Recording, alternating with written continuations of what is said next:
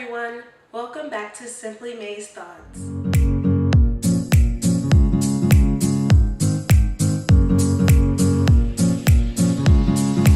So today we're going to be talking about the 5 not so obvious things not to bring to college. But before we get started, don't forget to subscribe and hit the bell notification so that you are given an alert whenever I upload a video. Let's get started. I uploaded a video about the 5 not so obvious things to bring to college. But with that, there are some things that you may be thinking you need and you really don't need them. So the first thing that's on my list is an open flame candle or hot plate or any other items that may be on your resident hall's list of things to not bring to college. I'm going to emphasize this because this will save you money. Just go over to your school's website, look at your residence hall policies, and understand what are some things that they do not allow within their residence halls. For example, some colleges don't allow you to have curtains because they may already have blinds set up for you, or it may be a fire hazard. But just make sure you understand all things that you're not allowed to bring so that you're not wasting any money.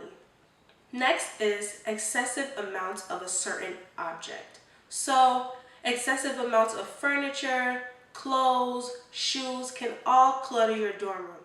If you are sharing a space with an individual or two, you may not want 50 pairs of sneakers and 300 outfits. You can leave some outfits at home and just take some that you know that you will need. College, you may want to wear everyday outfits in college, comfortable clothes so that you can wake up, go to class, and come back. A few clothes to go out, but you don't want to bring your whole closet. 1, because you may not have the space for it. 2, it's easier on you when you're traveling back home. So if you want to go home one weekend, all you have to do is bring your personal bag, like a purse or a backpack, and you already have clothes readily available to you at home. But when you bring your whole closet, you have to pack a suitcase just to go back home. So make it easier on yourself and leave some clothes at home and some shoes.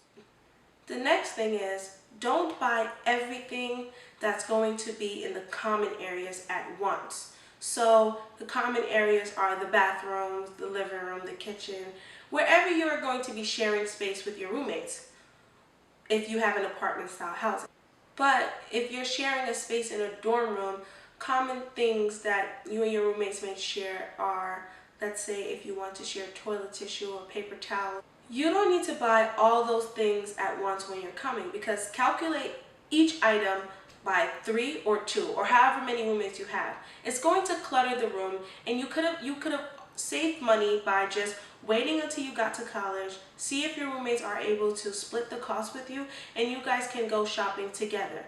And if your roommates don't want to split the cost with you, you can simply go buy your own stuff once you get there, and it wouldn't have been a loss because you still can buy it when you get there. The next one may sound a bit weird, but trust me, you do not need so much school supplies. I know you're preparing to go away, you're thinking, let me get 15 notebooks, 2 packs of pens, and all. You won't need all of that. 1, now people are starting to take notes on their laptops. It's more accessible to you, so wherever you are, you can take your notes, and you can keep all your notes on one Word document for the whole semester, so you're not searching through papers for a topic. Not only that, most of the time your school has a lot of pens and school supplies, so you can save some money there.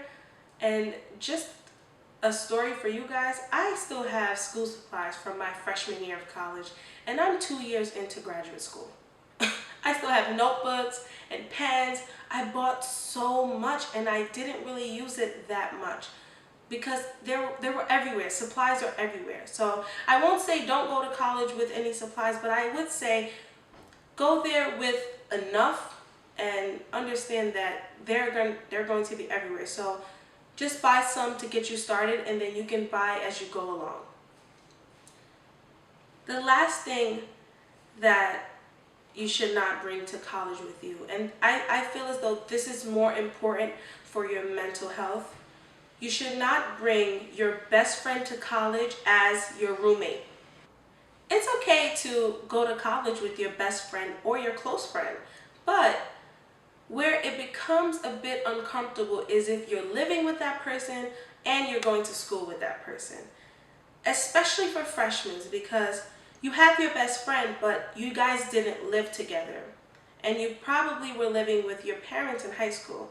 So when you go to college, one, you're living on your own, and two, you're still trying to figure out yourself. So if you have someone who's constantly there, you may get irritated or annoyed with them. Also, if let's say you're having roommate drama, or you just need a space to go to get out of your apartment, you can have your best friend living in a close by dorm, and you can have that opportunity to get out and go to his or her apartment and be able to hang out with them outside of your room. So just so that you don't turn into that person who's always in their room. Those are my 5 things that I don't think you should bring to college with you. So, like, comment, and subscribe. Don't forget to hit the bell notification so that anytime I upload, you'll know. Leave a comment and let me know, out of this list, what are some things you agree with? What don't you agree with? Do you think that I made some valid points? If you don't, leave a comment. Let me know what you're thinking.